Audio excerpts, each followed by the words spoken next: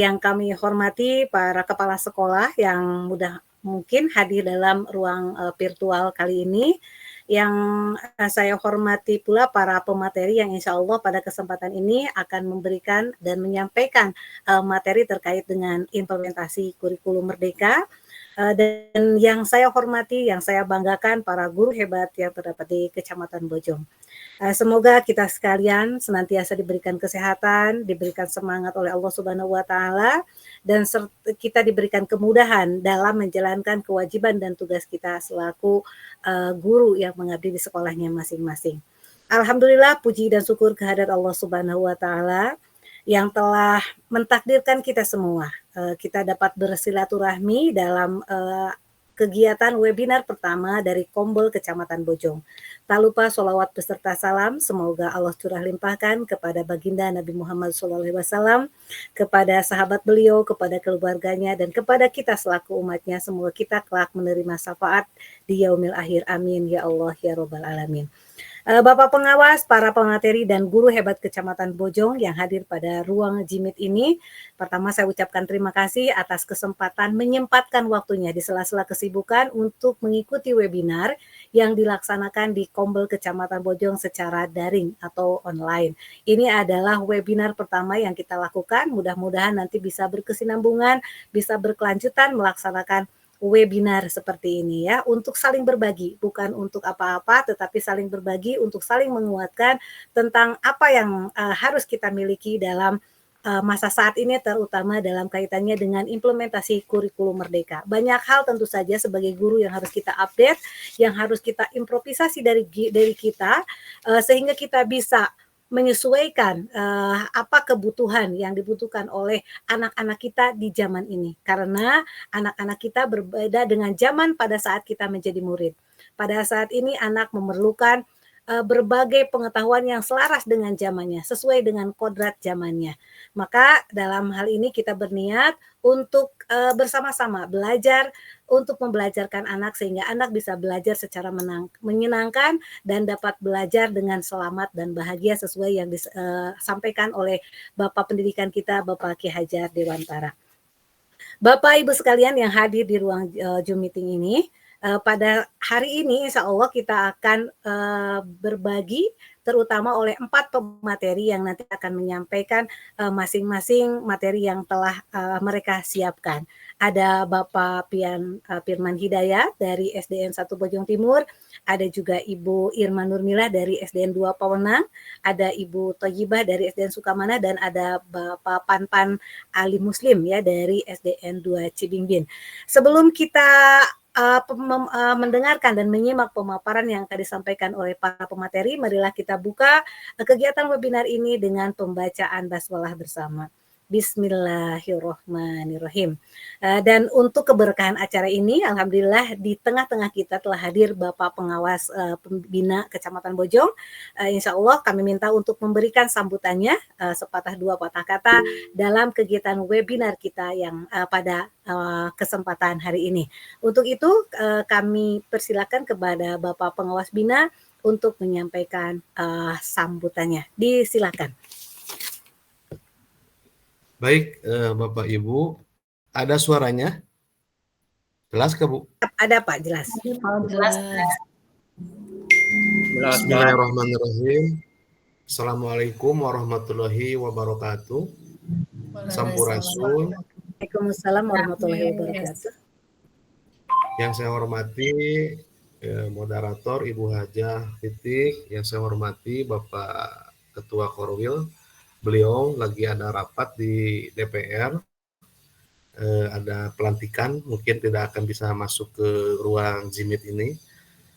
Yang saya hormati Bapak Ibu Kepala Sekolah, Bapak Ibu narasumber, yang saya hormati Bapak Ibu guru hebat semua, guru hebat di Kecamatan Bojong. Pertama-tama marilah kita panjatkan puji kehadirat Allah Subhanahu wa taala, karena atas limpahan rahmatnya kita dapat berkumpul di ruang Jimit ini dalam acara webinar yang luar biasa.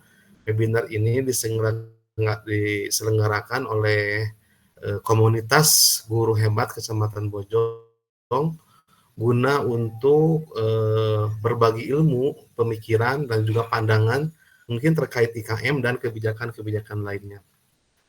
Sholawat dan salam semoga dilimpah curahkan ke junjungan kita yakni Kanjeng Nabi Muhammad Shallallahu Alaihi Wasallam, kepada para sahabatnya sampai kita kepada umatnya, yang mudah-mudahan kita mendapatkan syafaat nanti di yaumil qiyamah. Amin ya Allah ya rabbal alamin. Bagaimana Bapak Ibu, kabarnya baik semua? Alhamdulillah, semoga kita selalu dalam keadaan sehat, dan kita doakan bersama kepada rekan kita atau saudara kita, kalau seandainya sedang sakit, semoga lekas sembuh. Pak Pian terus damang, Pak Pian. Alhamdulillah, Alhamdulillah Pak Pian bisa guru-guru yang lainnya bisa mengadakan webinar pada hari ini. Bapak Ibu guru hebat yang saya hormati, seperti yang kita ketahui bersama, pendidikan adalah kunci dalam mencetak generasi penerus yang mampu menghadapi tantangan ini kompleks, yang mengharuskan gitu terus melakukan inovasi dalam sistem pendidikan. Nah, dalam kurikulum Merdeka ini kita mungkin dihadirkan solusi-solusi untuk memajukan pendidikan yang khususnya mungkin di Kecamatan Bojong. Bapak Ibu hebat, dalam kurikulum Merdeka ini memberikan kebebasan kepada guru, kepada sekolah untuk lebih fleksibel dalam menyusun pembelajaran yang berpusat pada murid. Namun, kebebasan ini bukan berarti tanpa tanggung jawab. Justru disinilah peran guru menjadi sangat penting. Guru harus mampu menjadi fasilitator yang mendorong siswa untuk berpikir kritis, kreatif, dan juga mandiri. Nah, dengan adanya ruang kebebasan ini, kita berharap kita selaku guru dapat lebih berinovasi dan menyesuaikan metode pembelajaran dan metode-metode pembelajaran yang akan diberikan kepada murid kita di kelas. Bapak Ibu guru hebat, implementasi kurikulum ini juga tentu mungkin tidak lepas dari berbagai tantangannya Bapak Ibu.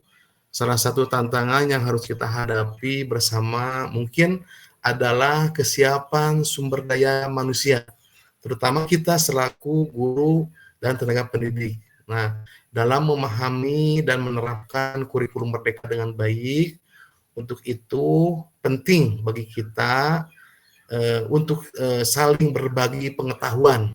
Nah, dalam kesempatan ini, di webinar ini, tempatnya kita berbagi ilmu pengetahuan, dan semoga webinar ini bukan yang pertama dan bukan yang terakhir gitu. Harus terus berkelanjutan. Saya harapkan ini dari pihak Dinas Pendidikan Kabupaten Purwakarta, kita laksanakan ini tidak hanya mungkin karena muncul sunat ya mami temeyan ngawitan ayeuna mah bios lokal leungkeun mah urang go nasional gitu, go nasional. Bapak Ibu yang saya hormati, mungkin selain IKM juga kita memiliki peraturan Bupati Purwakarta nomor 131 tahun 2022, di mana Perbup ini lahir dan mencetuskan pendidikan karakter yang ada di Purwakarta. Nah, dengan 5 buah karakter ini seperti 7 poin atikan, tatanan debat atikan, pendidikan korupsi, AKPK, dan sekolah ramah anak ini harus selalu kita jalankan.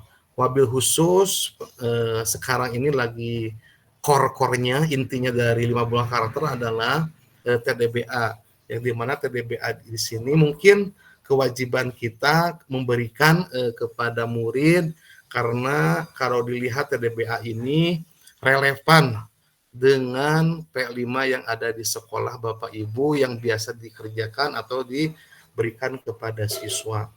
Bapak Ibu yang saya hormati, selain itu juga mungkin saya mengingatkan lagi karena sekarang sudah awal Oktober, Bapak Bapak Ibu mungkin kualitas pemanfaatan PMM-nya juga, progres PMM, terus lagi akun ID Belajar yang sekarang mungkin ada waktu kurang lebih 3 minggu sampai 4 minggu lah, 4 minggu terakhir di akhir Oktober akan ada perankingan tingkat Jawa Barat yang mudah-mudahan di Kecamatan Bojong ini tentang PMM dan akun belajar bisa kita bisa minimal 90% lah. 90% untuk akun ID belajarnya. Kalau akun ID belajar saya harapkan ini harusnya 100%. Tapi mudah-mudahan kita ikhtiar terus, dan juga yang telah disepakati di PMM, kita itu sepakat bahwa kemarin 30 topik gitu ya, 30 topik. Mungkin itu yang harus segera Bapak Ibu jalankan lagi, karena dilihat dari dashboard yang telah dibuat oleh Pak Pian, mungkin banyak guru, banyak dari rekan kita yang belum mencapai 30 topik karena lihat progresnya itu warnanya masih merah gitu Bapak Ibu. Dan Bapak Ibu guru hebat, mungkin akhir kata dari saya cukup sekian. Mudah-mudahan webinar ini mendapatkan ilmu bagi kita, khususnya bagi kita yang mengikuti, dan Bapak Ibu guru yang mengikuti, mungkin nanti oleh pengurus di Kecamatan Bojong ini akan diberikan sertifikat. Nah, bagi yang belum mengikuti, untuk kedepannya, webinar-webinar kedepannya, mudah-mudahan Bapak dan Ibu guru Bojong tidak hanya berjumlah ini 36 orang, mudah-mudahan ya mencapailah minimal 90% Bapak Ibu guru mengikuti. Tapi tidak apa-apa, sekarang mungkin hanya awalan, mungkin ini tantangan bagi kita, harus lebih lebih greget lagi ya untuk memajukan Kecamatan Bojong.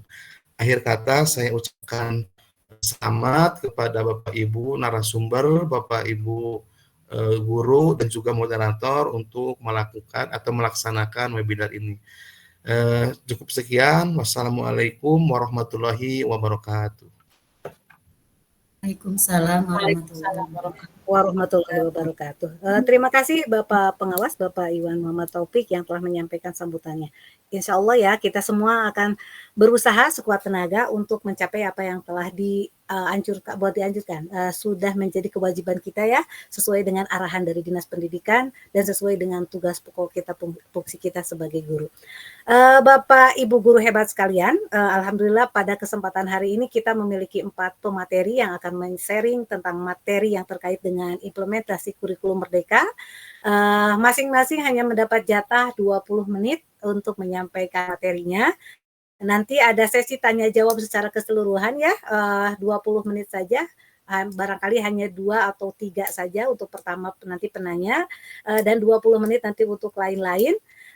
Juga saya sampaikan bahwa pertanyaan bisa disampaikan secara langsung nanti melalui raise hand, secara langsung nanti bisa disampaikan setelah 4 pemateri menyampaikan materinya, atau bisa ditulis di kolom chat. Dan mohon kepada peserta webinar, jika tidak ada maksud untuk menyampaikan sesuatu, mohon di-mute mikrofonnya supaya tidak berimbas kepada yang lain. Dan Bu Susi di sini sudah raise hand. Jika Bu Susi memiliki pertanyaan, Bu Susi nanti bisa ya di akhir sebelum penutupan pada sesi tanya jawab nanti bisa menyampaikan pertanyaannya. Baiklah rekan-rekan guru hebat sekalian, yang pertama yang akan menyampaikan materinya adalah Bapak Pian Firman Hidayat dengan pengantar kurikulumnya. Sebelum beliau menyampaikan, saya bacakan kurikulum PT dari beliau. Pak Pian Firman Hidayat, beliau adalah guru di SDN 1 Bojong Timur ya, yang CPNS-nya 5 tahun yang lalu ya. Jika beliau sudah lama pasti beliau sudah jadi guru penggerak Kecamatan Bojong, tapi insya Allah segala sesuatu akan indah pada waktunya ya. kita doakan Pak Pian secepatnya jadi guru GP. Bahkan sudah sih sebenarnya sudah jadi guru penggerak, sudah sangat bergerak. Beliau merupakan konsultan IT dan cyber security, masya Allah ya. Ini adalah potensi yang dimiliki oleh Kecamatan Bojong. Beliau sebagai konsultan di PT Evoluzioni Tires atau apa nih? Kalau saya sih Evoluzioni Tires ya, Human Resource Staff, Payroll and General Affairs Department. Beliau juga tergabung di majalah Pesona Parahyangan sebagai admin website. Jadi Bapak Ibu yang suka menulis nanti bisa ya menghubungi Pak Pian. Dan juga beliau itu sebagai direktur deh kayaknya. Oh, teknisi komputer di jaringan printer dan pemrograman di CP Andromeda Subang. Ya, untuk pendidikannya beliau menamatkan SD di SDN 1 Perumnas Subang, SMP di SMPN 1 Jalaksana Kuningan, dan SMKN Kuningan, serta sarjananya diperoleh di STKIP Subang tahun 2014 ya, berarti lulusnya ya. Beliau memiliki keterampilan skillful banget ya, terutama keterampilannya dalam penetration tester, web developer, dan AI enthusiast. Wah, subhanallah pokoknya ya. Organisasi pun sudah banyak beliau geluti, diantaranya adalah BPK KGBN Purwakarta sebagai Ketua Bidang Informasi, di Wardah Inspiring Teacher, di Pendidikan Penggerak Merdeka Belajar level 0 dan 1, Dewan Kerja Cabang Subang sebagai Sekretaris, di Pengurus Hima PGSD STKIP Subang, dan Ketua Racana Pramuka Yudhistira Pangkalan STKIP Subang. Demikian kurikulum PT dari Bapak Pian Firman Hidayat, semoga semakin sukses dan saya persilakan 20 menit untuk menyampaikan materinya. Disilakan Pak Pian.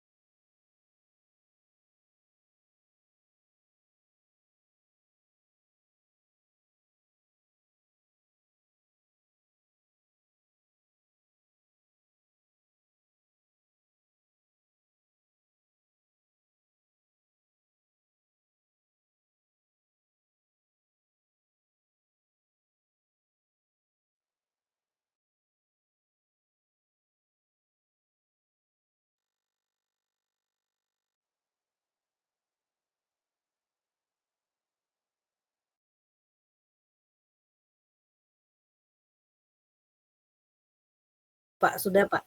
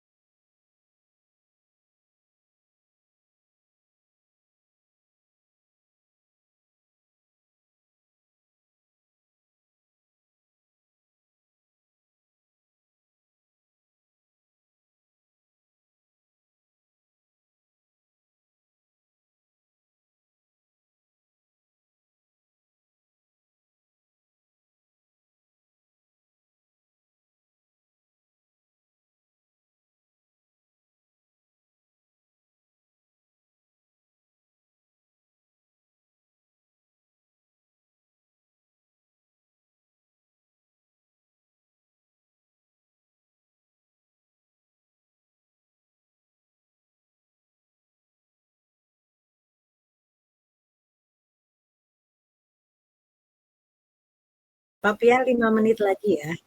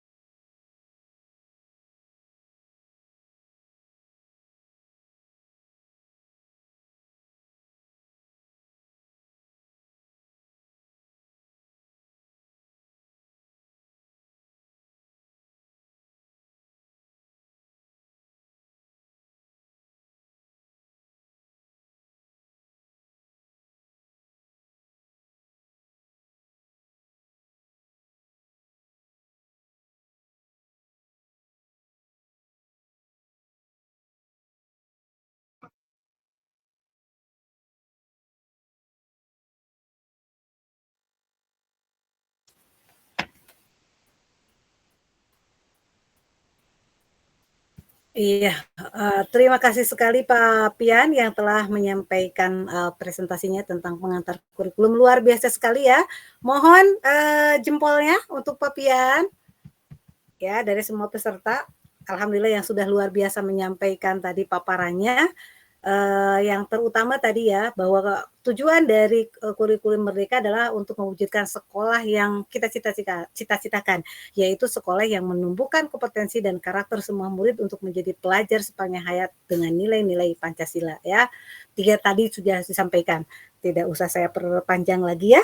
Nanti untuk lebih jelasnya Bapak Ibu bisa membuka materi yang telah di-share di kolom chat oleh Pak Pian.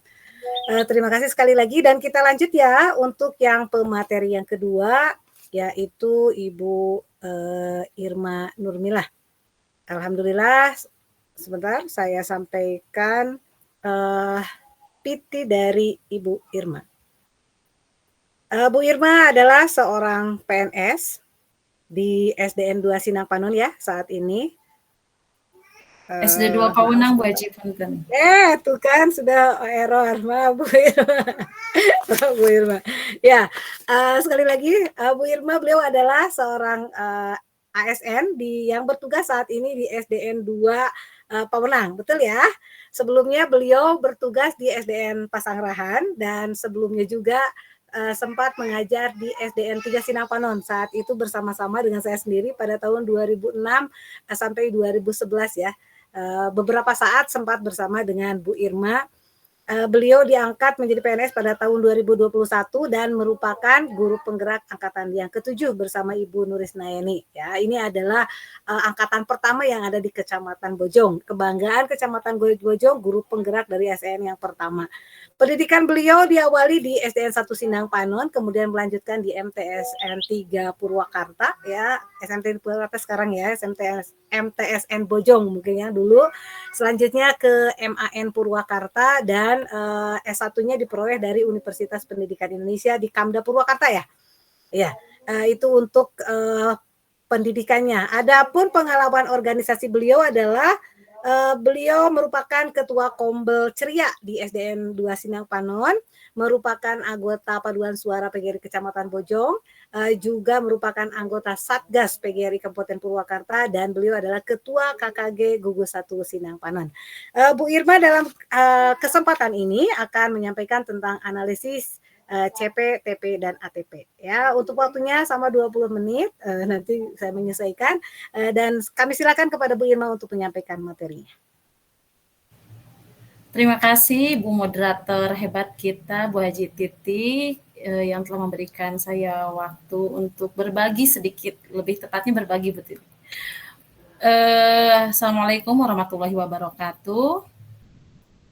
Yang terhormat Bapak Pengawas Korwil 7 Bojong Darang dan Bapak Iwan, yang terhormat Bapak Korwil yang kebetulan belum hadir ya Bu Haji, tadi Bapak Pengawas sudah menyampaikan bahwa beliau sedang ada kegiatan yang lain. Tidak lupa yang terhormat Ibu Bapak narasumber kan guru hebat saya, yang terhormat juga Bapak Ibu guru hebat sekecamatan Bojong maupun di kecamatan yang lain kemungkinan hadir. Terima kasih sudah menyempatkan waktunya untuk bergabung di acara berbagi hal-hal yang baik untuk pengembangan kita selaku pendidik, untuk mengembangkan atau meningkatkan kompetensi kita sehingga kita bisa mendidik atau sehingga kita bisa menciptakan murid-murid kita sesuai dengan harapan yang diinginkan oleh kita semua. Baik, untuk kesempatan kali ini saya akan berbagi sedikit tentang menganalisis CP menjadi TP dan ATP. Bapak Ibu guru hebat semuanya, di jam rawan begini rata-rata teh ngantuk ya Bu Haji ya, tapi keren hebat gitu ya bisa menyempatkan gitu mengikuti webinar yang tadi Bapak Pengawas sampaikan. Ini webinar yang pertama dan mudah-mudahan ini berkelanjutan ya seperti yang kita harapkan. Sepakat dengan yang dipaparkan oleh Bapak Pengawas tentang adanya kurikulum Merdeka ini, otomatis kita itu yang menjadi fokus terhadap kita selaku pendidik adalah tentang kesiapan SDM-nya. kesiapan sumber daya manusia kita pokoknya atau khususnya kita sebagai pendidik, bagaimana ini kesiapannya kita, sedangkan ini kurikulum Merdeka itu berdampak luas kepada siswa didik kita. Otomatis kita selaku pendidiknya dulu harus siap, sumber daya manusianya, SDM-nya kita juga harus siap. Nah, bagaimana solusinya untuk menyiapkan SDM kita selaku pendidik? Salah satunya yaitu dengan cara seperti ini. Kita berbagi di webinar-webinar yang mudah-mudahan nanti bisa diimplementasikan ketika kita mengajar di sekolah kita masing-masing. Baik, Bapak dan Ibu guru hebat semuanya, salah satu kita untuk menyiapkan diri selaku pendidik terhadap kurikulum Merdeka, yang pertama acuan kita selaku pendidik ketika kita mengajar di kelas, otomatis kita harus ada rujukan, harus ada acuan. Nah, acuan kita seperti tadi yang dipaparkan oleh Pak Pian, acuan kita bebas dalam kurikulum Merdeka itu kita bebas menentukan capaian sesuai dengan kebutuhan dan minat belajar murid kita. Tetapi kita selaku instansi yang baru memulai mengenal kurikulum Merdeka, CP ini ada rujukannya gitu ya Pak Pian, seperti itu ya yang tadi dipaparkan oleh Pak Pian, yang sudah ditentukan oleh Kemendikbudristek. Nah, maka dari itu setelah kita menentukan CP, capaian pembelajaran yang akan kita terapkan nanti ketika kita mengajar sehari-hari, nah kita analisis dulu, nah CP-nya mana nih yang sesuai dengan minat dan kebutuhan belajar siswa kita. Nah, baik Pak Pian, dilanjutkan. Next Pak. Nah, alur persiapan kegiatan belajar mengajar kita di kelas sesuai dengan kurikulum Merdeka. Yang pertama kita memilih CP.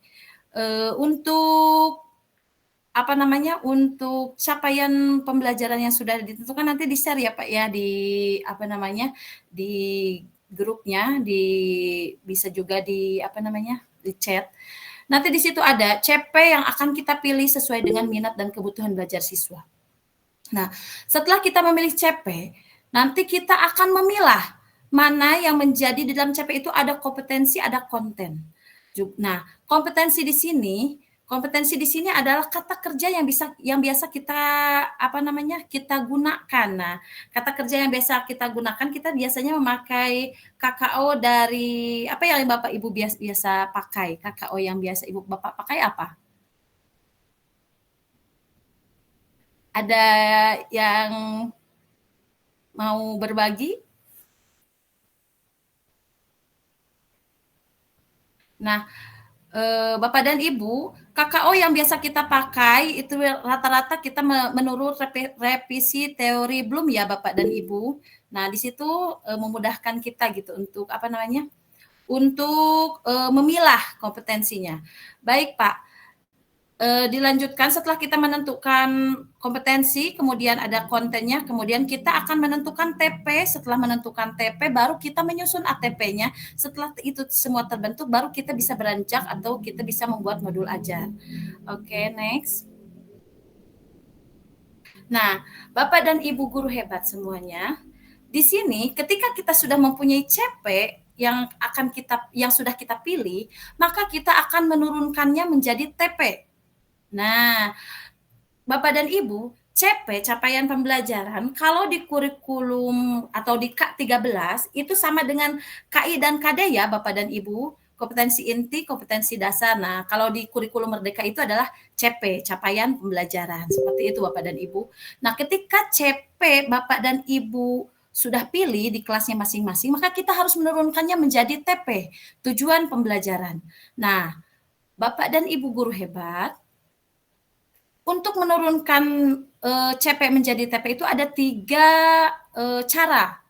Yang pertama, Bapak dan Ibu bisa merumuskan tujuan pembelajaran itu secara langsung berdasarkan CP-nya itu berdasarkan CP, bisa diturunkan secara langsung. Kemudian, yang kedua, merumuskan TP itu bisa dengan cara menganalisis kompetensi dan konten pada CP. Kemudian yang ketiga, Bapak dan Ibu juga bisa menurunkan TP bisa menurunkan CP menjadi TP itu dengan cara merumuskan tujuan pembelajaran lintas elemen. Kita akan bahas Bapak dan Ibu satu persatu. Nanti Bapak dan Ibu bisa memilih mana yang lebih mudah menurut Bapak Ibu guru hebat semuanya. Cara menurunkan CP menjadi TP itu mana nih yang paling enak, mana yang paling simpel, mana yang paling mudah, bebas Bapak dan Ibu lakukan. Karena kita itu sekarang merdeka mengajar. Seperti itu ya Bapak dan Ibu. Next. Nah Bapak dan Ibu, di sini saya mempunyai contoh CP. Nah, ini saya ambil CP Bahasa Indonesia. Baik Bapak Ibu, silakan diperhatikan. Di sini ada elemen menyimak, kemudian CP-nya yaitu peserta didik mampu memahami ide pokok gagasan suatu pesan lisan, informasi dari media audio, teks aural, teks yang dibacakan dan atau didengar, kemudian dan instruksi lisan yang berkaitan dengan hal-hal menarik di lingkungan sekitar. Peserta didik juga mampu memahami dan memaknai teks narasi yang dibacakan atau dari media audio. Nah, kebetulan Bapak dan Ibu, saya sudah menandai warna merah. Nah, warna merah di sini Bapak Ibu ini yang dinamakan dengan kompetensi. Nah, jadi yang tadi saya bilang, ketika kita mau melaksanakan atau mau menurunkan CP menjadi TP, nah kita harus memilah dulu mana yang disebut dengan kompetensi, mana yang disebut dengan konten atau materi yang akan kita sampaikan. Seperti itu ya Bapak dan Ibu. Ini salah satu CP yang saya ambil bahasa Indonesia. Nah, ini di kelas 4 Bapak dan Ibu. Di sini saya memilahnya, saya kompetensinya ini ada memahami, kemudian ada lagi memahami dan memaknai. Yang di bawahnya berbicara dan mempresentasikan untuk elemennya. Di situ Bapak dan Ibu saya sudah menandai dengan warna merah. Ini yang disebut dengan kompetensi Bapak dan Ibu. Ada peserta didik mampu berbicara, kemudian dan dilanjutkan dengan kontennya dengan pilihan kata dan sikap tubuh gestur yang santun menggunakan volume dan intonasi yang tepat. Nah, Bapak dan Ibu, kalau kita boleh pilih untuk yang CP yang atas Bapak dan Ibu, peserta didik mampu memahami ide pokok. Nah, memahami ini adalah kompetensinya. Ide pokok gagasan suatu pesan lisan ini Bapak Ibu sebagai kontennya. Paham ya Bapak Ibu? Masuk ya sampai di sini ya.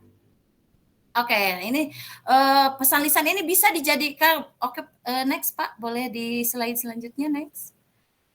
Nah, di sini akan, nah baik Bapak dan Ibu, boleh diperbesar sedikit Pak. Oke, keren, makasih Pak. Baik, nah di sini ini kita gunakan menurunkan CP menjadi TP itu dengan secara langsung Bapak dan Ibu. Baik. Kita lihat Bapak dan Ibu, setelah kita mempunyai CP, di sini CP-nya yang tadi kita pilih itu Bapak dan Ibu. Nah, kita pisahkan kompetensinya. Kompetensinya yaitu tadi memahami dan juga ada memaknai. Nah, kontennya ide pokok gagasan, suatu pesan lisan, informasi dan media audio seperti itu ya Bapak dan Ibu, bisa dilanjutkan. Nah, Bapak dan Ibu, ketika kita menurunkan CP menjadi TP secara langsung, Bapak Ibu tinggal perhatikan kompetensinya. Di situ ada kompetensinya memahami. Yang pertama ya Bapak Ibu yang sudah saya kasih tanda merah. Nah, perhatikan juga dengan kontennya. Ide pokok, misalnya Bapak Ibu saya membuat TP-nya itu tujuan pembelajarannya langsung sampai ke teks aural yang didengar. Seperti itu ya. Bapak Ibu tinggal tuliskan memahami ide pokok gagasan suatu pesan lisan, informasi dari media audio, teks aural atau teks yang dibacakan dan atau yang didengar. Nah, itu merupakan satu tujuan pembelajaran Bapak dan Ibu. Masuk Bapak Ibu sampai sini ya. Nah, kemudian Bapak dan Ibu, di situ kontennya baru sampai yang di teks aural Bapak dan Ibu. Nah, di situ ada lagi kontennya, instruksi lisan yang berkaitan dengan hal-hal menarik di lingkungan sekolah. Bapak Ibu bisa masukkan TP yang kedua sesuai dengan kompetensinya memahami instruksi lisan yang berkaitan dengan hal-hal menarik di lingkungan sekitar. Kita sudah punya 2 TP. Betul Bapak dan Ibu? Masuk ya? Oke, lanjut. Nah, kemudian ada lagi nih Bapak dan Ibu, CP yang kedua, peserta didik mampu memahami dan memaknai. Nah, kompetensinya ada 2 nih di CP ini. Ada memahami, kemudian ada memaknai. Kontennya teks narasi yang dibacakan atau dari media audio. Bapak Ibu tinggal turunkan langsung. Kita ambil kompetensinya memahami, kontennya tetap teks narasi yang dibacakan atau dari media audio. Bapak Ibu tinggal turunkan langsung. Memahami teks narasi yang dibacakan atau dari media audio. Nah, itu sudah merupakan TP yang ketiga, Bapak dan Ibu. Kemudian setelah dilanjutkan, ada lagi satu kompetensinya, yaitu memaknai. Memaknai ini, Bapak Ibu tinggal turunkan langsung seperti tadi yang caranya yang pertama. Langsung. Dengan kontennya teks narasi. Seperti itu Bapak dan Ibu, ini secara langsung menurunkan CP menjadi TP secara langsung sesuai dengan kita mencari kompetensi dan juga kontennya. Itu bisa berlaku juga untuk mata pelajaran yang lain setelah Bapak dan Ibu sudah memilih CP gitu. Seperti itu ya Bapak dan Ibu. Masuk ya sampai sini Bapak dan Ibu. Nah, bagaimana kita setelah mempunyai TP? Bagaimana cara kita menyusun ATP-nya? Baik Bapak dan Ibu, ATP ini apa? Kalau tadi kan kalau CP capaian pembelajaran, kalau TP tujuan pembelajaran, kalau ATP alur tujuan pembelajaran. Kalau alur itu kan ibaratkan apa ya namanya? Peta gitu ya. Kalau mau ke Bojong tuh kalau dari Sinang Panon ke Sinang Panon dulu, ke Pawenang dulu, ke Cikeris dulu, baru ke Bojong gitu ya, seperti itu ya. Nah, ini alur pun begitu. Nah, alur di sini Bapak dan Ibu, bagaimana alternatif menyusun ATP dari TP? Ada beberapa cara kita menyusun ATP atau alur tujuan pembelajaran dari TP. Yang pertama, kita bisa menyusun ATP ini dengan cara dari konkret ke abstrak, Bapak dan Ibu. Kita sesuaikan dengan kebutuhan belajar siswa kita. Nah, kalau kebutuhan belajar siswa kita, anak-anak kita itu bisa memahami atau memaknai suatu pembelajaran itu dari konkret ke abstrak. Dari hal-hal yang nyata, dari hal-hal yang bisa dilihat oleh siswa itu baru ke hal-hal yang abstrak. Itu salah satu alternatifnya. Yang kedua, dari mudah ke sulit. Nah, kita bisa mempelajari TP kita. Mana nih yang lebih mudah TP-nya yang bisa kita sampaikan? Gitu. Alternatifnya bisa dari mudah ke sulit sesuai dengan TP. Seperti itu ya, Bapak dan Ibu. Ada lagi pengurutan deduktif, ada lagi pengurutan prosedural, ada lagi scaffolding. Nah, silakan Bapak Ibu nyamannya yang mana ketika kita mau menyusun ATP. Nah, kalau kita ambil contoh yang pertama misalkan dari yang kedua dari mudah ke sulit. Misalkan begini, ATP memahami. Kalau memahami itu di KKO taksonomi belum itu C berapa Bapak dan Ibu? C2 ya. Nah, C2 tagihannya itu masih mudah kalau C2 memahami misalnya. Oh, ini bisa kita pakai untuk alur ATP ini yang pertama, memahami ide pokok gagasan suatu pesan lisan informasi. Ini yang pertama alurnya. Ini saya sudah susun ya Bapak dan Ibu, ini hanya dari yang mudah ke yang sulit sesuai dengan minat dan kebutuhan belajar siswa di sekolah kami misal. Nah, ini alur tujuan pembelajaran itu tinggal menyusun Bapak Ibu, menyusun sesuai dengan TP, sesuai yang sudah diturunkan CP menjadi TP.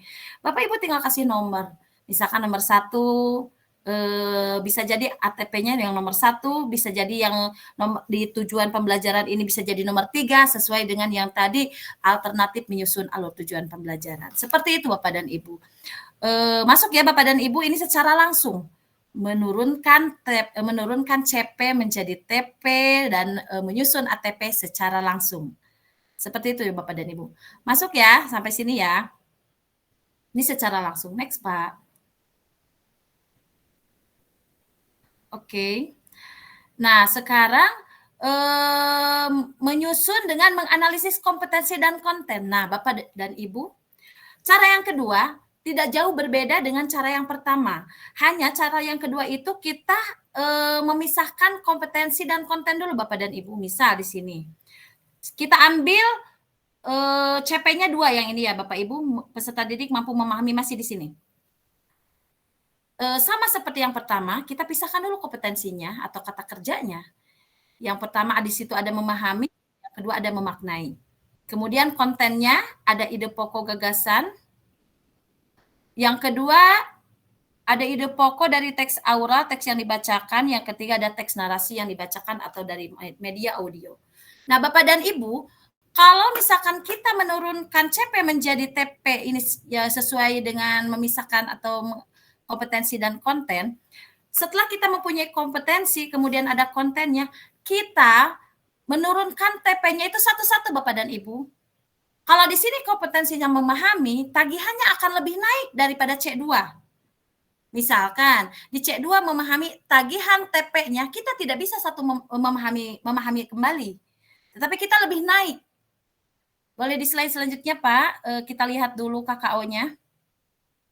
Baik ya. Nah, Bapak dan Ibu, ini kita mengingatkan ketika kita tadi di tagihan kompetensinya ada memahami C2, maka tagihan kita untuk mengajarkan kepada siswa-siswi kita untuk TP-nya harus naik daripada C2. Misalkan kita menyajikan, tadi saya ambil menyajikan C berapa? C5 ya? C5 atau C4 kalau menyajikan tuh, kalau tidak salah C5. Baik Pak, kembali ke slide sebelumnya. Nah, ketika kita sudah mempunyai kompetensinya adalah memahami, maka tagihan untuk TP-nya kita menagih, tagihan kita adalah menyajikan. Kontennya tinggal dimasukkan, menyajikan ide pokok sesuai konten yang kita pilih ya. Konten yang pertama, menyajikan ide pokok gagasan suatu pesan lisan informasi dari media audio. Nah, tetapi kalau kita analisis secara kompetensi dan konten, Bapak dan Ibu, kita satu-satu sesuai konten. Kompetensinya ada memahami, kemudian ada memaknai, maka kita satu-satu. Yang pertama menyajikan dengan konten yang pertama, kemudian yang kedua memahami itu, masukkan lagi, menyajikan lagi ke konten yang kedua, dan itu selanjutnya. Untuk itu secara kita menganalisis menurunkan CP dengan menganalisis kompetensi dan konten Bapak dan Ibu. Nah, untuk alur tujuan pembelajarannya, cara menyusunnya sama seperti tadi acuannya. Boleh dari mudah ke sulit, boleh dari konkret ke abstrak, seperti itu ya Bapak dan Ibu. Mana boleh yang Bapak Ibu kira-kira nyaman, manapun boleh Bapak Ibu pilih. Mana nih yang lebih mudah, mana yang lebih simpel. Tidak ada yang salah dalam hal mencoba menerapkan kebijakan baru. Yang salah itu yang tidak mau berusaha merubah atau mencoba ya Bapak dan Ibu. Ketika kita tidak mencoba, tidak ada yang salah. Baik Bapak dan Ibu, untuk yang ketiga, kebetulan ini slide-nya mendadak, jadi belum saya selesai. Keburu waktunya habis karena banyak hal ini dan itu. Tidak apa-apa, waktunya 2 menit lagi. Oh baik, Bapak dan Ibu. Untuk yang ketiga itu adalah dengan cara apa tadi tuh Pak Pian, yang ketiga itu antar materi kalau tidak salah ya. Nah, itu nanti kita bahas. Yang 2 ini Bapak dan Ibu silakan, mana yang lebih mudah menurut Bapak Ibu menurunkan CP menjadi TP, silakan Bapak Ibu bisa praktekkan gitu ya di kegiatan Bapak Ibu di sekolahnya masing-masing. Baik Bapak dan Ibu, mungkin sekian pemaparan atau berbagi dari saya cukupkan sekian, mohon maaf apabila banyak kekurangannya. Terima kasih. Ketika guru bergerak, maka Indonesia akan maju untuk mengembangkan murid-murid kita dengan sesuai harapan. Terima kasih Bapak dan Ibu. Bila itu hidayah. Wassalamualaikum warahmatullahi wabarakatuh. Waalaikumsalam warahmatullahi wabarakatuh. Luar biasa Bu Irma, mohon aplausnya. Tapi yang saya kok nggak bisa keluar nih ya. Tanda bintang dan lope-nya nih untuk Bu Irma. Pokoknya lope sekebon untuk pematerian materi mengenai CP, TP dan ATP. Terus terang sangat menarik sekali dan mudah untuk diikuti. Nanti Bapak Ibu, ini tidak cukup untuk satu pertemuan, bahkan banyak pertemuan ya. Jika nanti memerlukan, insya Allah kita akan bahas lagi lebih dalam tentang CP, TP dan ATP. Karena waktu semakin bergerak sore, baiklah kita lanjutkan saja ya untuk pemateri yang ketiga. Pemateri yang ketiga adalah Bapak Pan uh, Ali Muslim, ya. Beliau adalah seorang guru yang dilahirkan di Purwakarta pada tanggal 19 Oktober 1993. Sebentar lagi akan ulang tahun Pak Panpan ya. Amin, Bu. Sekarang sudah tanggal 1, tinggal 18 hari lagi. Mudah-mudahan panjang usia, berkah usianya ya. Riwayat pendidikan Pak Panpan adalah di MI Nurul Huda untuk masa SDMI-nya, kemudian melanjutkan ke MTS Negeri Bojong atau MTS N3 Purwakarta sekarang, melanjutkan lagi di Madrasah Aliyah YPIA Cikeris dan memperoleh gelar sarjana pendidikannya di STKIP Siliwangi. Untuk jurusan bahasa Pak? Bahasa Indonesia, Bu. Bahasa Indonesia, bukan bahasa Inggris ya. Iya, bahasa Indonesia. Pengalaman kerja beliau adalah yang pertama tentu saja sebagai guru di UPTD SDN 2 Cibingbin, operator sekolah, guru PJOK, guru kelas 3, guru kelas 5. Oh, ternyata gurunya sudah banyak, berarti ilmunya ada guru kelas 3, kelas 5, dan guru PJOK. Beliau adalah P3K tahun 2024. Kita sambut Pak Panpan dengan pembelajaran berdiferensiasinya. Waktunya sama ya Pak Panpan ya, sekitar 20 menit. Dan saya silakan untuk Pak Panpan menyampaikan materi tentang pembelajaran berdiferensiasi. Terima kasih untuk Bu Haji Titik yang memberikan waktunya menyampaikan apa yang sudah saya pelajari selama lokarya sebulan yang lalu di Purwakarta. Bismillahirrahmanirrahim. Assalamualaikum warahmatullahi wabarakatuh. Waalaikumsalam warahmatullahi wabarakatuh. Sebelumnya saya memperkenalkan diri dulu. Nama saya Panpan Ali Muslim. Kebetulan saya mengajar di SDN 2 Cibingbin. Memang diferensiasi ini merupakan salah satu metode yang digunakan untuk merancang sebuah pembelajaran. Ya, jadi dalam rancangan pembelajaran ini ada yang namanya diferensiasi, terus ada juga USB, dan kebetulan saat ini saya sedang melaksanakan kegiatan itu Bu, kegiatan PPG, dan mungkin di sini teman-teman juga ada yang melaksanakan PPG juga dan sudah tidak asing dengan yang namanya diferensiasi. Nah, sebentar saya ingin membagikan dulu screen-nya Bu ya. Ya, dipersilakan untuk share screen-nya. Share screen.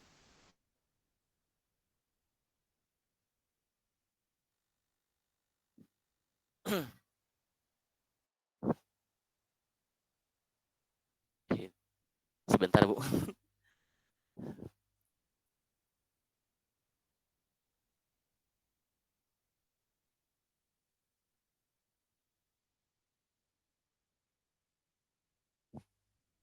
Sudah terlihat ya Bu ya untuk share screen-nya? Sudah muncul. Ya, sudah muncul. Alhamdulillah ya. Sebelumnya mohon maaf kalau misalkan nanti ada hambatan-hambatan, karena kan ini faktor jaringan yang kurang mendukung. Kebetulan WiFi saya mati dan ini saya menggunakan data. Jadi nanti kalau misalkan ada hambatan-hambatan mengenai jaringan atau apapun, mohon maaf ya. Untuk selebihnya nanti kalau ada kekurangan-kekurangan bisa nanti sampaikan langsung juga sama Pak Pian juga ya. Karena untuk materi ini jujur saya masih belum menguasai ya, tapi di sini saya hanya berbagi saja, apa yang saya pahami, dan saya yakin Bapak dan Ibu guru mungkin ini sudah lebih paham ya, apa yang dinamakan diferensiasi, pembelajaran berdasarkan diferensiasi.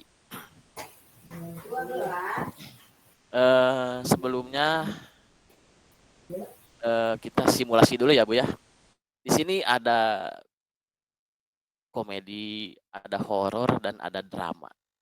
Mungkin Bapak dan Ibu guru boleh dipilih film apa yang Bapak Ibu biasa tonton. Kemudian Horor, Pak, horor. ada yang Saya suka horor, drama aja ada yang yang mellow. drama, ada yang komedi, Komedi, beragam juga ya horor. untuk film. Kemudian ada juga minuman. Nah, ini biasanya kalau bapak-bapak biasanya suka kopi. Begitupun ibu-ibu biasa. Kemudian beragam juga ya mungkin bapak dan ibu guru mengenai minuman. Terus satu lagi hobi. Nah, ini hobi ya, ada menyanyi, ada menari dan olahraga. Baik ya, kita lanjut dan menarik kesimpulan dari simulasi itu. Saya yakin bapak dan ibu guru mempunyai hobi, kemudian kegemaran yang berbeda-beda. Kaitannya apa dengan peserta didik? Nah, di sini saya akan sampaikan mengenai diferensiasi. Peserta didik itu sifatnya unik. Mungkin di kelas kita akan bertemu dengan beragam peserta didik. Ya, mulai dari pengetahuan yang berbeda, kemudian minat yang berbeda, ataupun latar belakang yang berbeda.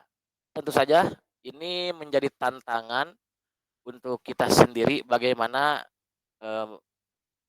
membuat strategi pembelajaran yang lebih efektif. Diferensiasi itu sendiri berarti penyesuaian pembelajaran untuk setiap peserta didik. Nah, di Pak sini Panpan, ada mohon pengertian. maaf, Ya, share screen-nya belum nampak, hanya itu kayaknya di ya yang ini pembelajaran Diklik dulu, diferensiasi. Pak. Punten diklik dulu. ini diklik dulu ya. Ya. Ya, diklik. Sebentar ya, diklik dulu.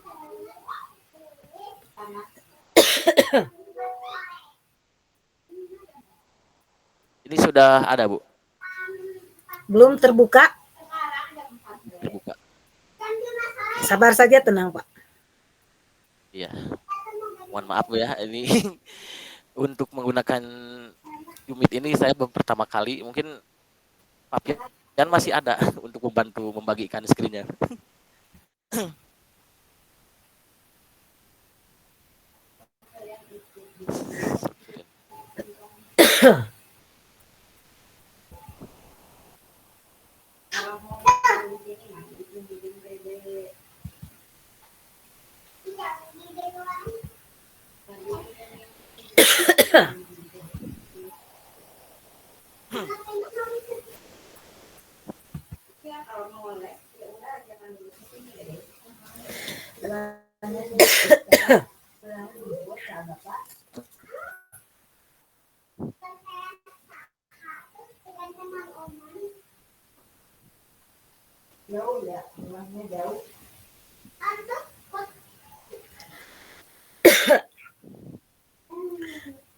Tidak apa-apa, Pak. Bapak lanjutkan sajalah pemaparannya sesuai yang Bapak itu.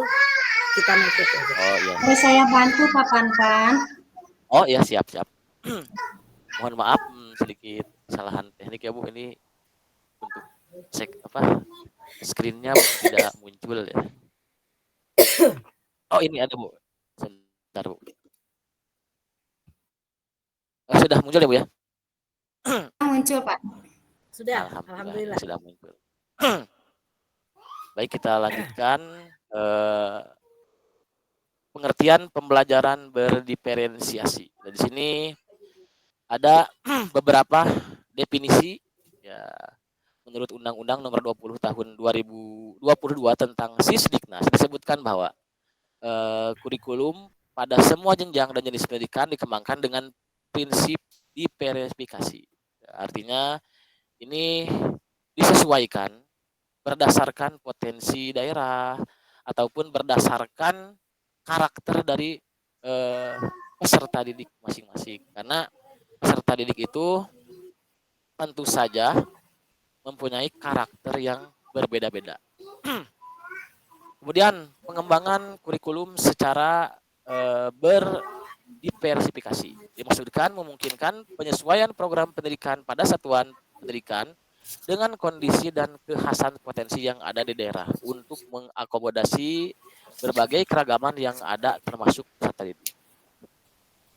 Tadi juga menurut Bapak Pengawas disebutkan bahwa pendidikan ini harus berdasarkan latar belakang dari siswa atau potensi dari siswa itu sendiri. Kalau misalkan yang berada di pegunungan mungkin pembelajaran bisa disesuaikan dengan kondisi yang terus yang ada di laut, kemudian di daerah pertanian juga mungkin pembelajaran juga bisa disesuaikan dengan yang ada di pertanian. Siswa mungkin bisa mengembangkan potensi berdasarkan daerah itu sendiri. Kemudian keragaman layanan dari tinjauan perbedaan karakteristik peserta didik disebut dengan diferensiasi pembelajaran. Artinya peserta didik mempunyai karakter yang berbeda-beda. Maka dari itu pembelajaran bisa kita sesuaikan berdasarkan karakter dari peserta didik itu sendiri. Kita lanjut ya Bu ya. Pengertian pembelajaran berdiferensiasi lanjutan. Nah, di sini ada definisi lanjutan dari pembelajaran diferensiasi. Pembelajaran berdiferensi ini merupakan suatu cara guru memenuhi kebutuhan setiap peserta didik. Jadi peserta didik ini tidak mengikuti apa yang akan disampaikan oleh guru, tapi sebaliknya guru memenuhi apa yang dibutuhkan oleh peserta didik. Jadi pembelajaran ini tidak memaksakan peserta didik untuk mengikuti kita, tapi kita bisa menyesuaikan pembelajaran ini berdasarkan dari kemampuan peserta didik itu sendiri, kemudian kemampuannya, menyesuaikan dengan minatnya, bahkan setiap peserta didik mungkin mempunyai gaya belajar yang berbeda. Pembelajaran berdiferensiasi ini merupakan proses belajar mengajar di mana peserta didik dapat mempelajari materi pembelajaran sesuai dengan kemampuan apa yang disukainya dan kebutuhan masing-masing, sehingga mereka tidak frustasi dan merasa gagal dalam pengalaman belajar. Artinya di sini tidak ada lagi peserta didik yang tertinggal dalam pembelajaran. Sedikit saya cerita ya Bu ya, pengalaman saya mengajar di sekolah saya mengajar. Kebetulan saya mengajar di kelas 5. Nah, pada saat saya mengajar, siswa itu mayoritas dia lebih gemar dalam melukis. Sedangkan pada hari itu saya akan mengajar PLH mengenai flora dan fauna, ya, biotik dan biotik. Nah di situ saya masukkan peserta didik untuk membuat lukisan, ya membuat lukisan. Tapi saya tentukan lukisannya yaitu tentang flora dan fauna. Akhirnya peserta didik itu dia bisa membuat lukisan yang mana aplikasi berdasarkan flora dan melukis berdasarkan fauna. Ya, kalau flora berarti melukis tumbuhan, kalau misalkan fauna berarti melukis tentang hewan-hewan. Nah, di sana peserta didik memahami, oh, ternyata yang namanya flora ini seperti rumput, kemudian padi, kemudian pohon-pohon, kemudian kalau fauna di sana ada hewan-hewan yang mereka gambar, dan itu merupakan cara efektif yang diterapkan dalam pembelajaran. Nah, itu merupakan salah satu cara ya, bagaimana pembelajaran diferensiasi ini sangat efektif diterapkan untuk kegiatan pembelajaran. Nah, baik Ibu, kita lanjut. Nah, di sini menurut Carol and Tom Lison mengatakan bahwa Pembelajaran berdiferensiasi ini serangkaian keputusan masuk akal, Kyomonesen, atau yang dibuat oleh guru yang berorientasi kepada kebutuhan murid. Artinya pembelajaran ini disusun berdasarkan kebutuhan atau berorientasi pada kebutuhan peserta didik. Nah, di sini bisa kita simpulkan bahwa pembelajaran diferensiasi adalah pendekatan pembelajaran yang mengakui bahwa setiap peserta didik memiliki gaya belajar, memiliki minat, dan memiliki kemampuan yang berbeda-beda.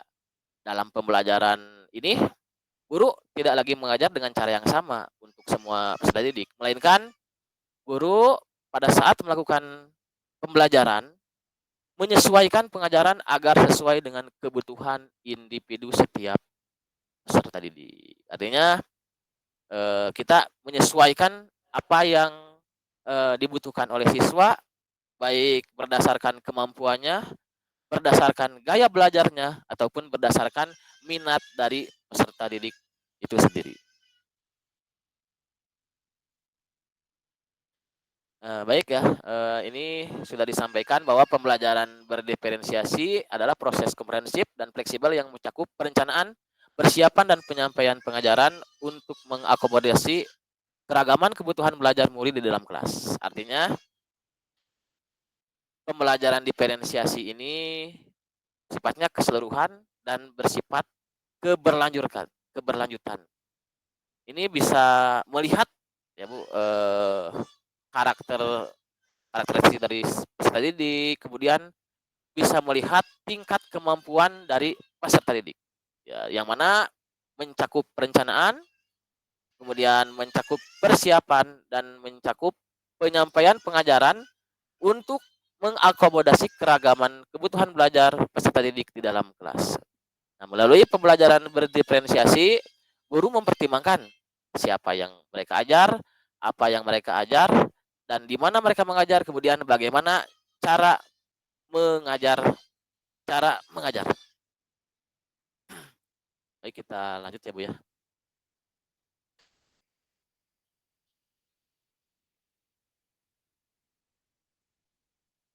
Tiga aspek pembelajaran berdiferensiasi yang bisa dibedakan adalah sebagai berikut. Yang pertama, dalam pembelajaran berdiferensiasi ini kita harus memperhatikan konten apa yang akan kita ajarkan kepada siswa. Konten itu berarti materi.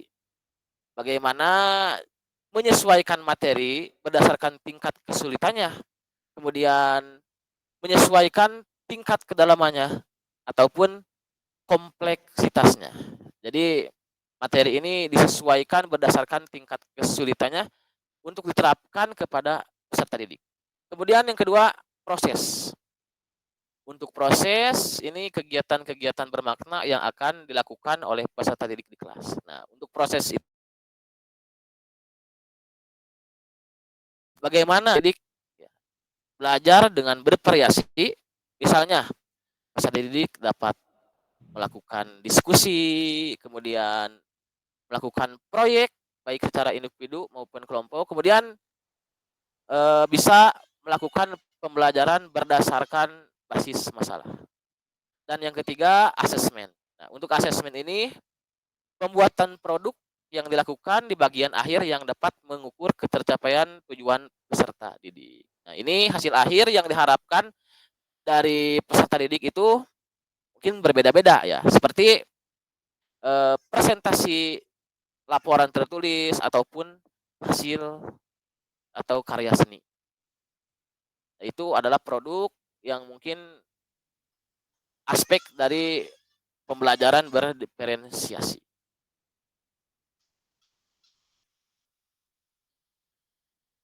Kemudian ciri-ciri pembelajaran berdiferensiasi. Nah, pembelajaran diferensiasi ini sifatnya proaktif. Bersifat proaktif. Waktunya maaf 2 menit lagi ya Pak Banton ya. Oh iya, ya mohon.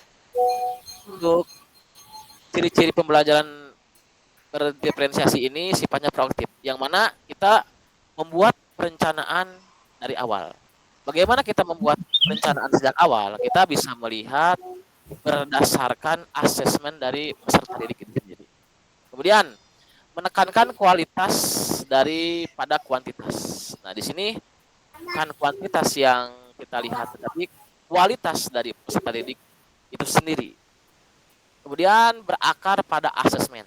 Hasil asesmen untuk menyesuaikan pembelajaran dengan kebutuhan peserta didik. Nah, asesmen ini akan kita buat jadi sebuah perencanaan untuk membuat strategi pembelajaran yang efektif kepada peserta didik itu sendiri.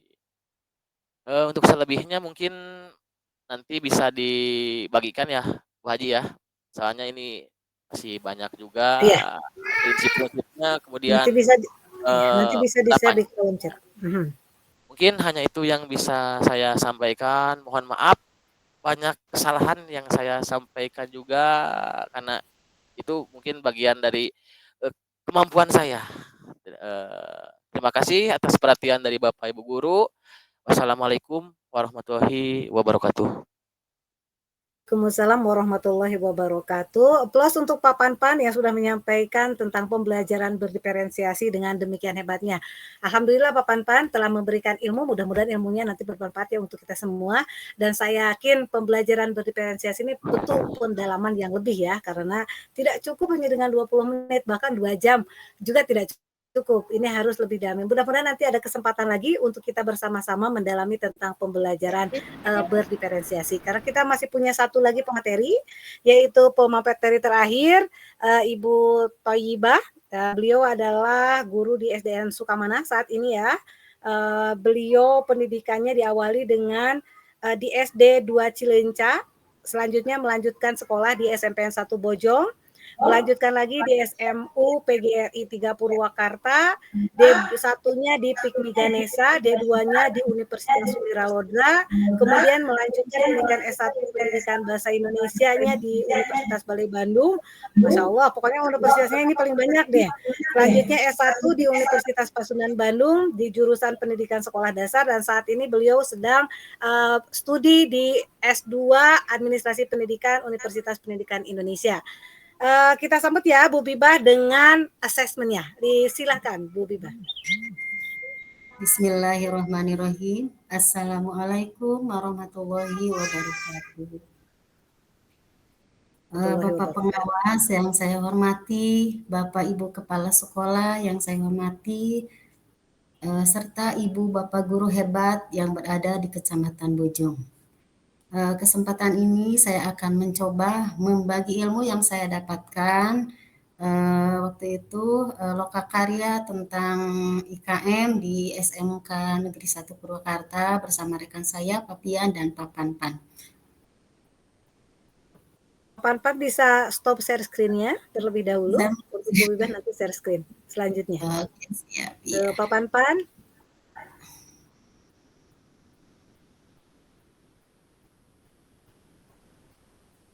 Adakah Pak Panpan masih di ruang ini?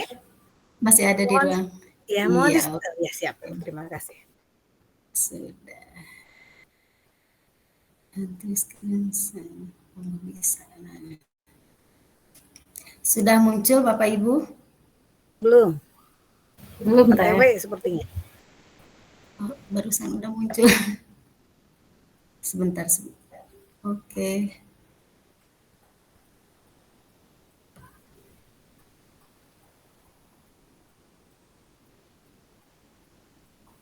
Nggak keluar, Bu.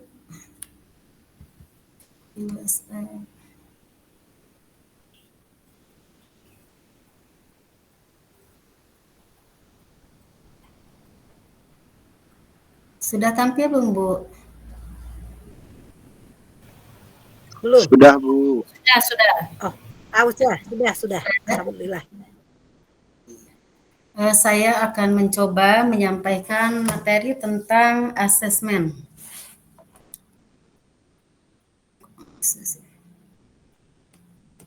Sudah pindah belum, Bu?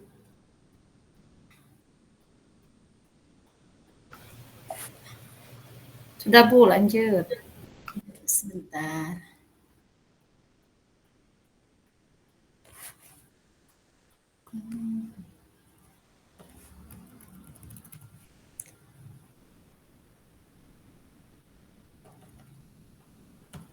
Berubah nggak, Bu?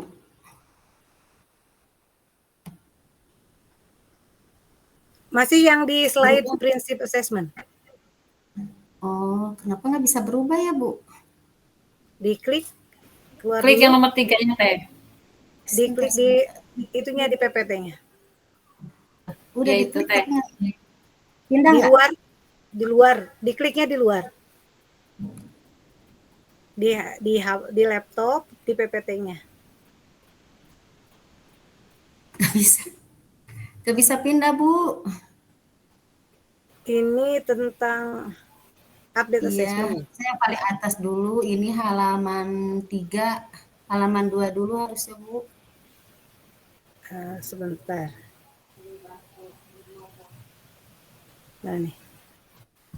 Dari mana? Dari mana, Adek? Keluar dulu dari yang itu, yang Ya.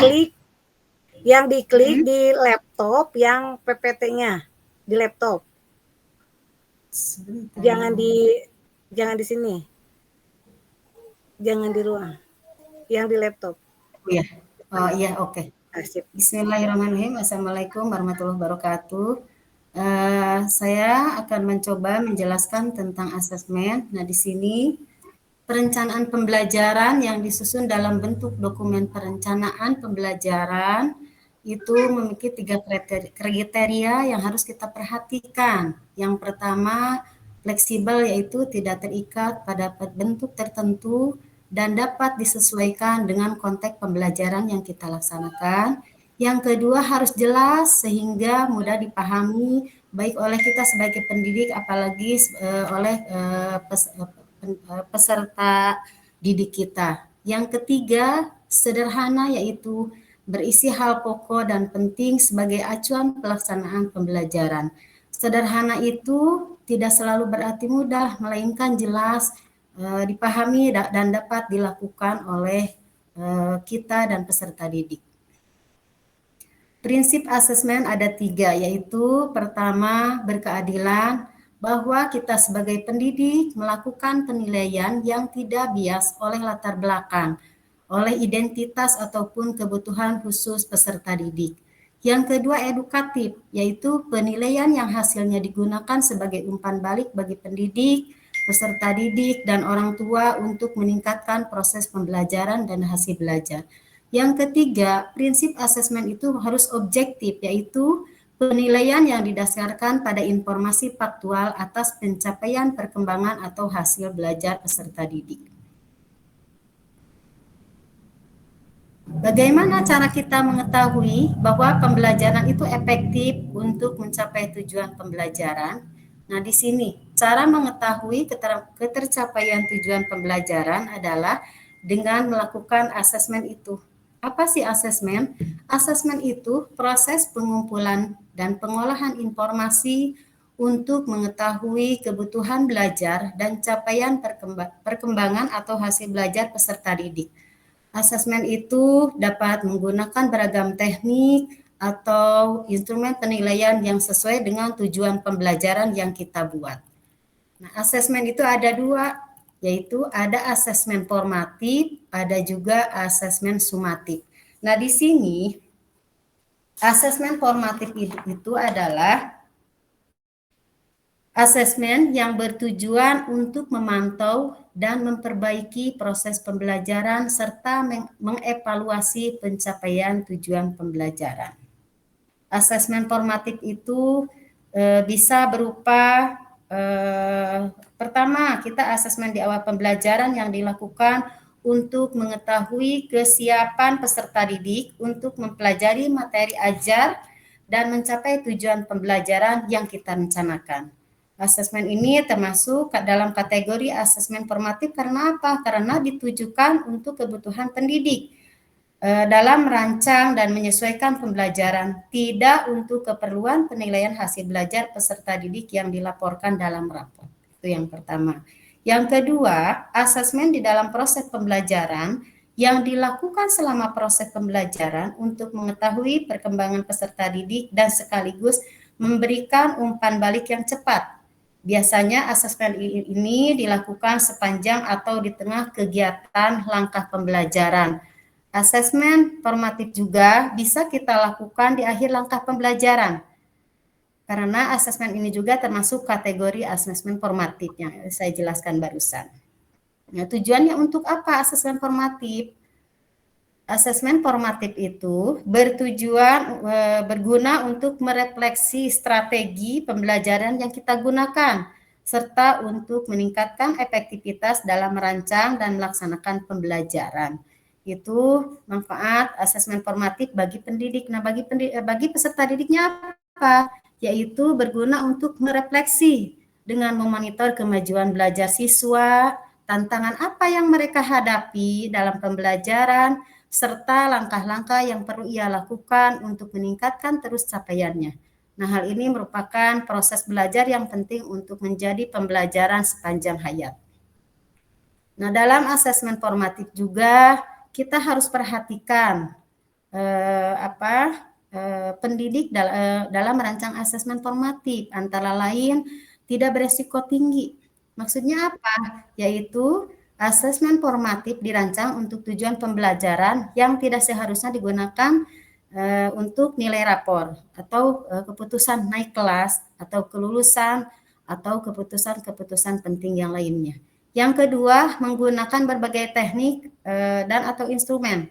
Nah, asesmen formatif ini dapat dilakukan dengan teknik observasi, dengan menggunakan instrumen asesmen diri dan asesmen antar teman juga. Yang ketiga, asesmen formatif itu dilaksanakan bersamaan dengan proses pembelajaran yang sedang berlangsung. Yang selanjutnya dengan menggunakan metode yang sederhana, sehingga umpan balik asesmen tersebut dapat diperoleh hasilnya dengan cepat oleh kita sebagai pendidik. Nah, itu asesmen formatif. Sedangkan asesmen sumatif yaitu asesmen yang dilakukan untuk memastikan ketercapaian tujuan pembelajaran.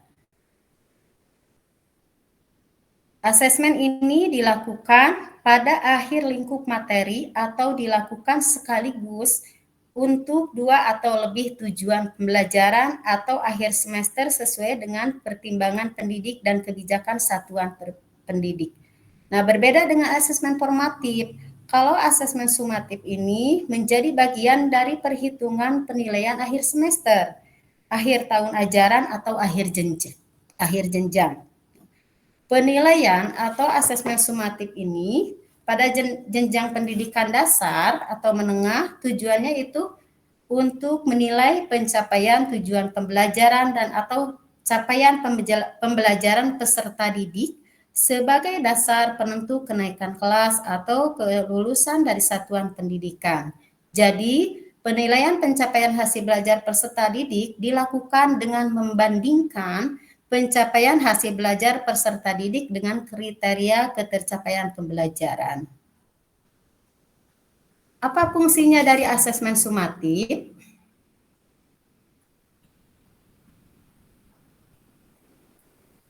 Nah, asesmen sumatif itu sebagai alat ukur untuk mengetahui pencapaian hasil belajar peserta didik dalam 1 atau lebih tujuan pembelajaran di periode tertentu. Untuk mendapat nilai capaian hasil belajar guna dibandingkan dengan kriteria capaian yang telah ditetapkan untuk menentukan kelanjutan proses belajar siswa di kelas atau jenjang berikutnya dapat dilakukan secara pembelajaran berakhir, setelah pembelajaran berakhir tadi yaitu pada akhir satu lingkup materi atau pada akhir semester. Nah, khusus asesmen pada akhir semester, asesmen ini bersifat pilihan, yaitu kita dapat memilih tekniknya sesuai dengan capaian pembelajaran yang kita inginkan. Namun di sini kita dapat menggunakan observasi atau berupa tes ya, observasi atau performa baik praktek yang menghasilkan produk, melakukan proyek dan membuat portofolio.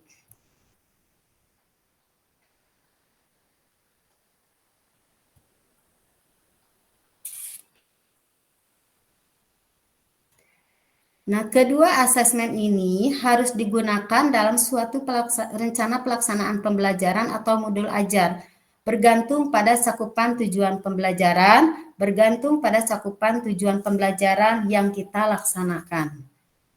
Nah, tadi saya sudah jelaskan bahwa pendekatan dalam menentukan kriteria ketercapaian tujuan pembelajaran itu bisa menggunakan deskripsi kriteria. Nah, di sini ada contohnya kriterianya apa saja yang akan kita capai dalam tujuan pembelajaran tersebut. Kita tuliskan keterangannya itu belum tercapai atau sudah tercapai. Yang kedua, menggunakan rubrik. Nah, dalam tugas menulis laporan contohnya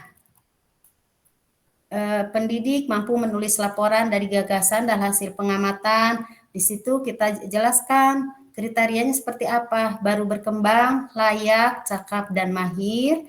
Yang ketiga, menggunakan skala atau interval nilai, contoh di sini peserta didik mampu menulis laporan dari gagasan dan hasil pengamatan.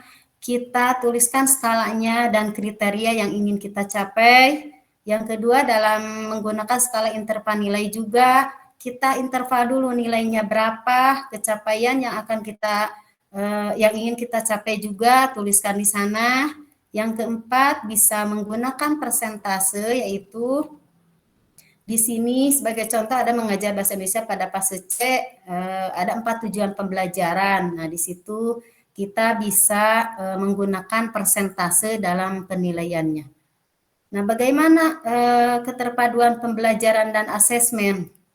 Nah, di sini pendidik menyusun rencana pembelajaran termasuk di dalamnya rencana asesmen mulai dari awal hingga akhir pembelajaran. Pendidik atau kita melakukan asesmen di awal pembelajaran, yaitu asesmen formatif untuk menilai kesiapan peserta didik kita mempelajari materi yang telah dirancang. Nah, berdasarkan hasil asesmen itu, pendidik mendetailkan rencana pembelajaran dan atau membuat perencanaan yang sesuai dengan tahap capaian peserta didik. Nah, kita melaksanakan pembelajaran menggunakan metode asesmen formatif untuk monitor kemajuan belajar.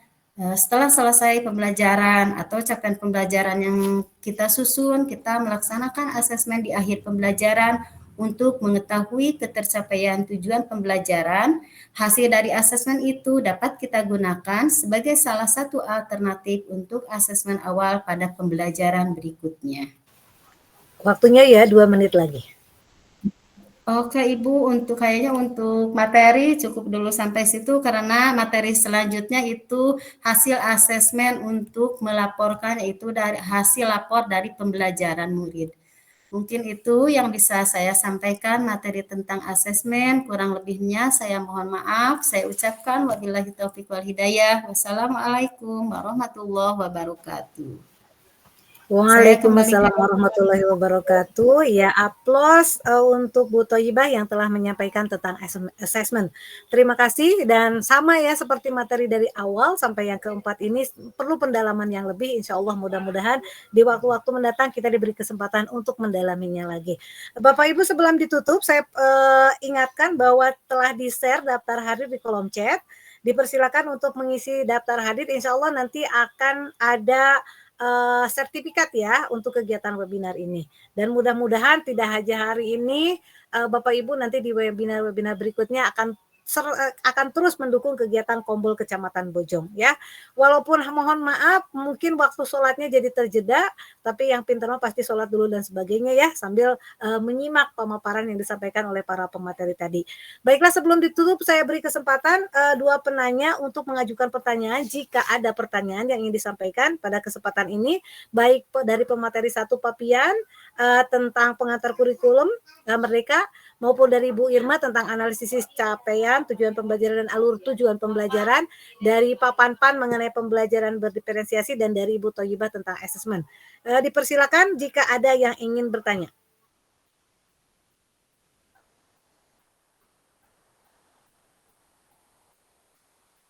Adakah? Ini sih banyak yang raise hand ya, ada Ibu Resmiati, ada Ibu Eis Widiawati Ramdhani. Ibu mau bertanya? Dipersilakan jika ingin bertanya, dibuka mikrofonnya.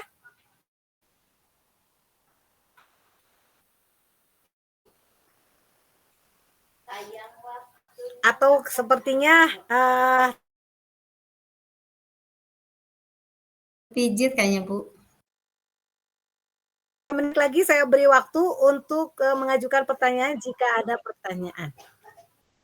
Jika pas dan tidak ada, tidak apa-apa. Mudah-mudahan nanti untuk sharing berikutnya ya, karena saya yakin bahwa Bapak Ibu tidak puas, ingin lebih mendalami lagi. Nah itu mudah-mudahan menjadi modal untuk Bapak Ibu semakin mendalami tentang materi-materi tadi yang telah disampaikan oleh pemateri. Dan akhirnya saya ucapkan terima kasih yang pertama kepada seluruh orang-orang di balik terselenggaranya webinar ini ya, terutama yang ada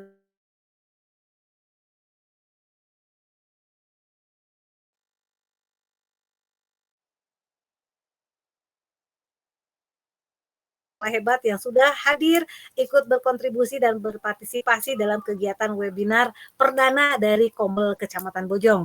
Semoga sharing ilmunya yang tadi bermanfaat dan menjadi kebaikan yang bernilai pahala ya, menghasilkan pahala dari Allah Subhanahu wa taala. Semoga kita sukses bersama dalam melaksanakan IKM sesuai dengan kearifan lokal dan kebutuhan masing-masing sekolah. Selamat untuk Bapak Ibu guru hebat semua ya, untuk terus berkarya yang terbaik untuk negeri dan anak didik kita dengan terus bergerak dan menggerakkan, dan semoga senantiasa Allah memberikan kita kesehatan, kekuatan, keselamatan dan kebahagiaan ya dalam menjalankan tugas kita sebagai guru-guru, sehingga kita bisa mendidik anak-anak kita menjadi anak-anak yang berakhlak karimah dan tentu saja dapat memiliki karakter-karakter yang diamanatkan oleh undang-undang dan menjadi tujuan dari kita untuk pembentukan karakter yang sesuai dengan profil pelajar Pancasila. Karena tidak ada yang bertanya, sekali lagi terima kasih untuk seluruh yang telah hadir dan sampai jumpa insya Allah ya di webinar yang berikutnya. Jangan lupa isi daftar hadir dan jangan lupa lagi pelajari kembali ya apa yang tadi sudah di-share oleh keempat pemateri. Selalu dukung webinar Kecamatan Bojong dan kita berjumpa lagi di lain kesempatan. Akhirnya saya tutup dengan billahi taufiq wal hidayah. Wassalamualaikum warahmatullahi wabarakatuh. Waalaikumsalam warahmatullahi wabarakatuh. Dayana. Foto dulu bersama Bu. Foto bersama dulu Bu. Oh iya betul. Foto bersama dulu. Mohon jangan keluar dulu ya. Kita akan dokumentasikan. Mangga dibuka kameranya. Dibuka kameranya. Dibuka kameranya dan tersenyum dengan yang paling manis. Bu Irma di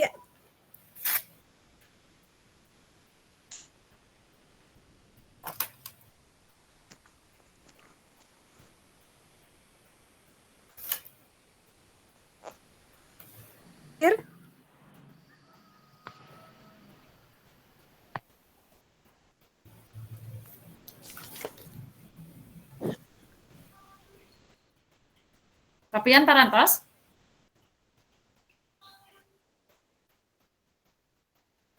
Mohon.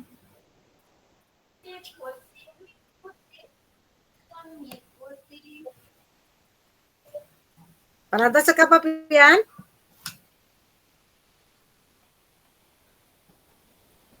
Cekap. Ya, sadayana sekali dia hatur nuhun, nging bosen ya kita ketemu lagi, berjumpa lagi di webinar dan bermanfaat dan dapat menambah ilmu bagi kita semua. Terima kasih sekali lagi hatur nuhun, mangga wilujeng leleson, wilujeng salat. Wilujeng kartun. Assalamualaikum warahmatullahi wabarakatuh. Waalaikumsalam warahmatullahi wabarakatuh. Waalaikumsalam warahmatullahi wabarakatuh.